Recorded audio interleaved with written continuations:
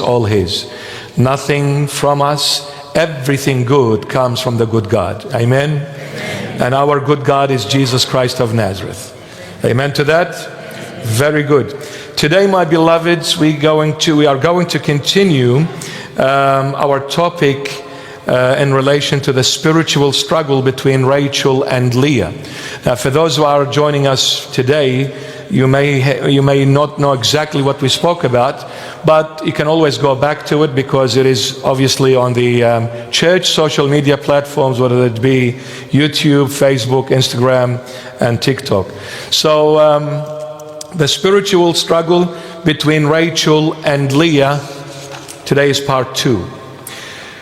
Just to connect last time what we spoke about and then continue with it today, we said that Leah gave our father Jacob 4 children or 4 sons. They were, the first one Reuben, and Reuben means I saw the sun. Second was Simon or Simeon, to him listen, you shall listen. Third one Levi or Levi, it is a matrimonial bond enjoined in marriage. And then Judah means let him who is God be praised. Let God be praised, or let him be praised. Now Reuben is the blessing and the birthright. The firstborn receives doubles according to the law. So Reuben here represents the blessings. Simon, the word of God. Levi, the priesthood that will bring you closer to God. And Judah, the Savior, who is Jesus Christ, who came from the tribe of Judah in the flesh. So the Savior who came to save you from all that is yours and give you all that is His. He came to save us from all that is ours and give us all that is His. These are the fruits which Jacob reaped from Leah.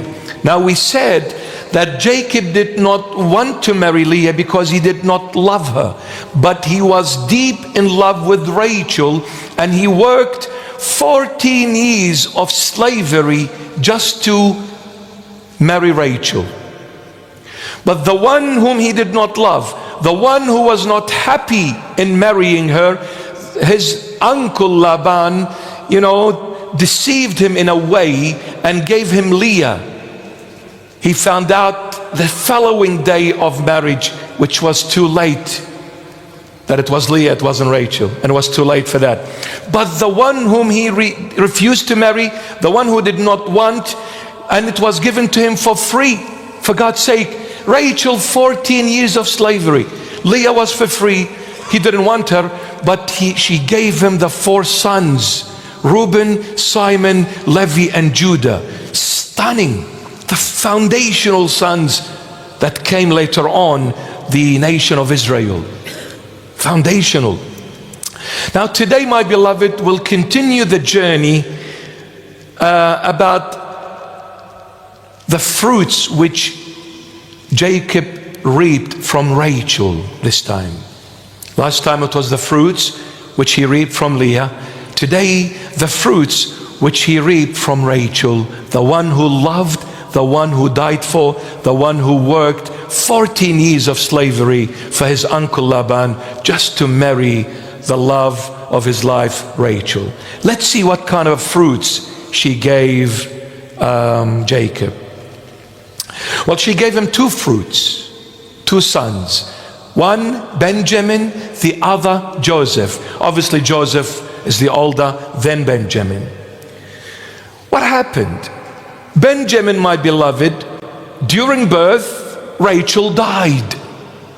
While giving birth, Rachel dies. Jacob's love was lost, gone. Benjamin, while coming to this world, took the life of his mother. Jacob's love was gone for good.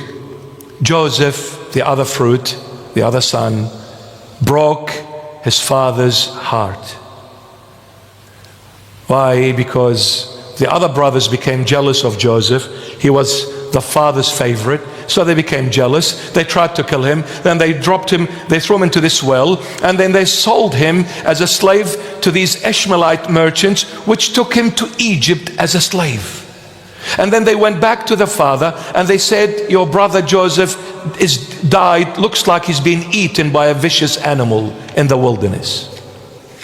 So Benjamin kills the love of Jacob's, Rachel dies, and Joseph breaks the father's heart by disappearing.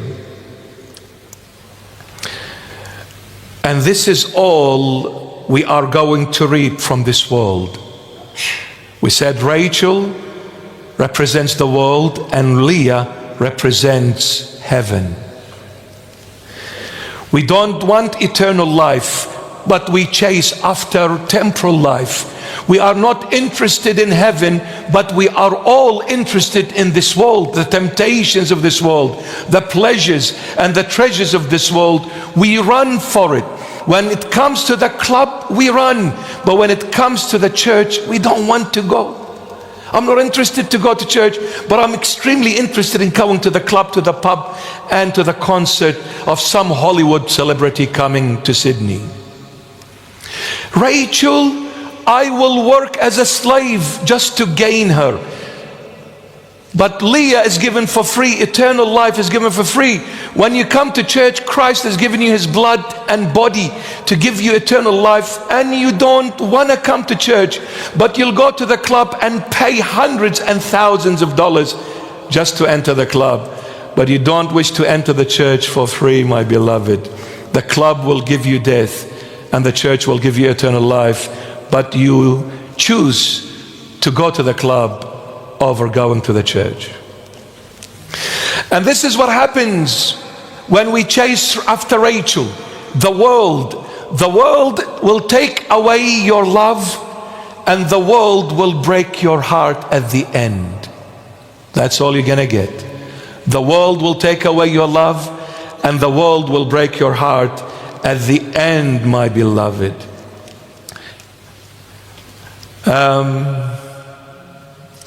The world takes away your love.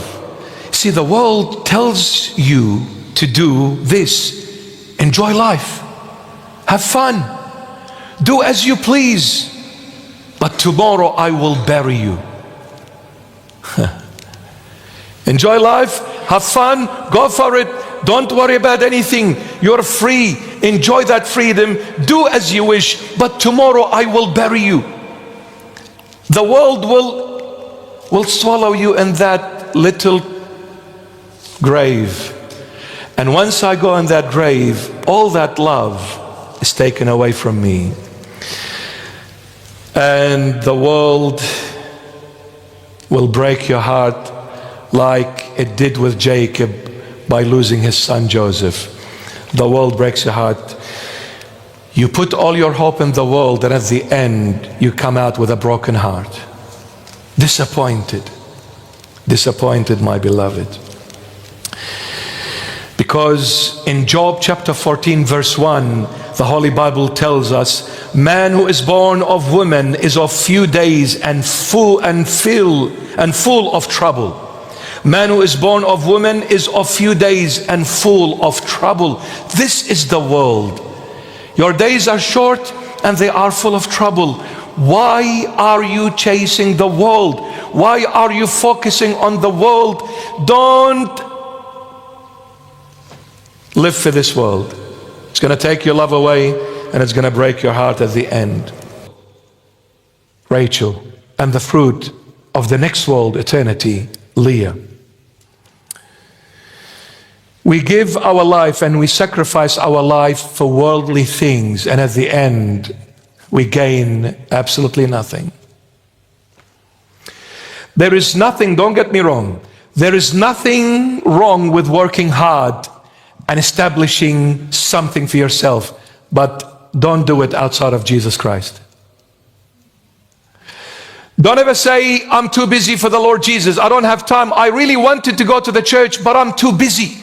You know, life has got too many responsibilities, and I'm going through a lot of, rough seas in my life. you better come to the Lord. Because whatever you're doing outside of the Lord Jesus, it is a lie. Vanity of all vanities, it is a lie, my beloveds. And I have said this to you so many times. What is a lie? A lie, my beloved, is a story told without foundation, without a base to it.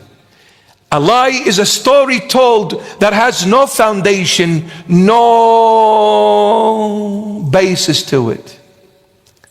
And what is a lie? A dream at the awakening.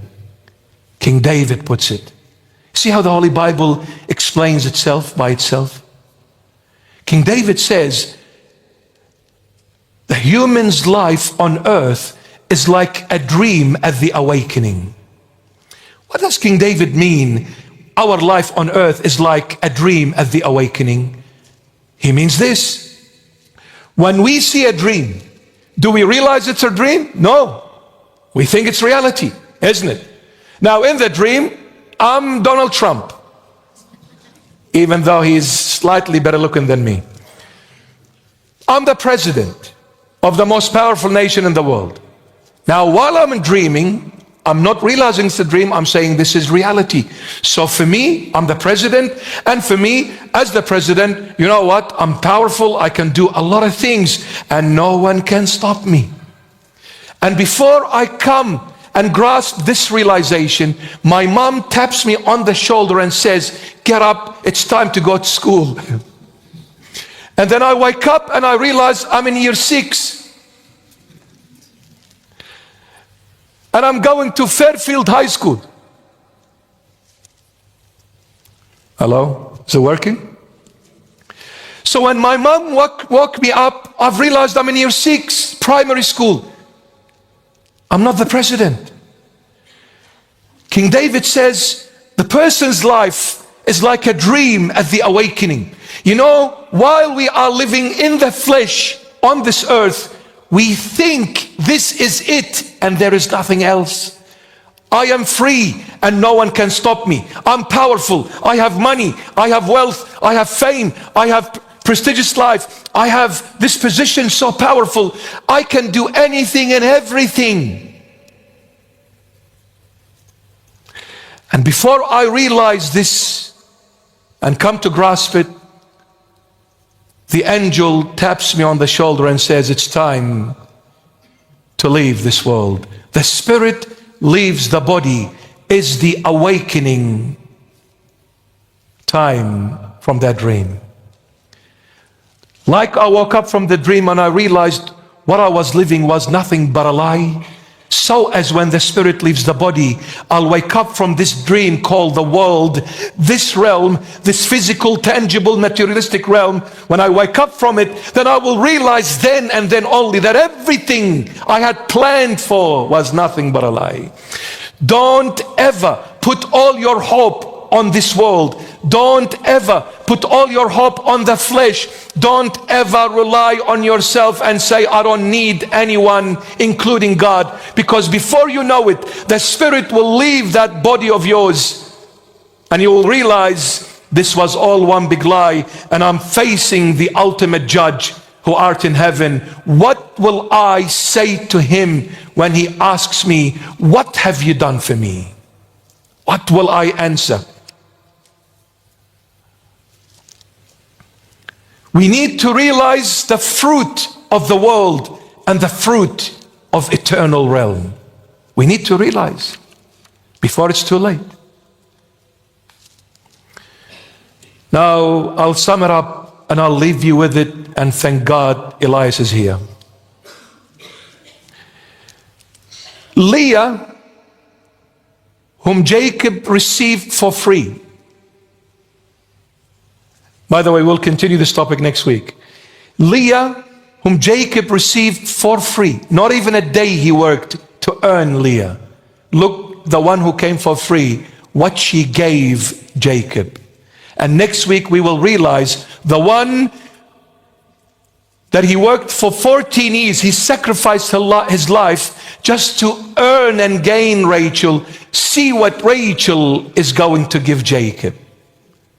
The one who came with a sweat, what she's done for Jacob, and the one who came for free, what she's done for Jacob. Leah, the one who came for free.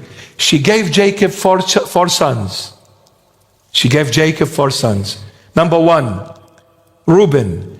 Number 2, Simon or Simeon. Number 3, Levi. Number 4, Judah. 4 sons: Reuben, Simon, Levi or Levi, and Judah. Let's come and see these 4 sons which Leah, who came for free, what she's given Jacob. My goodness. Reuben. Reuben symbolizes the birthright, i.e. firstborn. And the firstborn gets the most according to the law. She gave him the firstborn, Reuben. And the name Reuben means, I saw the sun. I saw the sun. Which sun? This one. I saw the sun. Jesus Christ of Nazareth. So that Leah, who came for free, gave him Reuben, the firstborn, the birthright. And Reuben means, I saw the sun. Number 2, Simon. Majority of the scribes of the Israelite nation who wrote the Old Testament Bible came from the tribe of Simon. The writers of the law of God came from Simon. The scribes came from Simon. And the word Simon means, to him you shall listen. To who? The son that I saw, Reuben. To him, the son, Jesus Christ. Simon, to him you shall listen. Levi, 3rd son. Levi gave us the priesthood. And the word Levi literally means joined in matrimonial bond. United with God in a matrimonial bond. The church is the bride and Christ is the heavenly groom. Levi. Priesthood. And number 4, Judah. Judah gave us salvation. Jesus Christ of Nazareth came from the tribe of Judah, if you're not aware. He came from the tribe of Judah. And the word Judah means, let him, meaning God, let him, God, be praised. Let God be praised. So we put it together. Leah brought for all of us, Reuben, the blessing of the firstborn. Simon, the word of God. To him you shall listen, the word of God. Levi, the priesthood that will bring you closer to God and unite you and make you one with God. And Judah, the Savior. The Savior who came to save you from all that is yours and give you all that is his. The Savior came to save you from all that is yours in order to give you all that is his.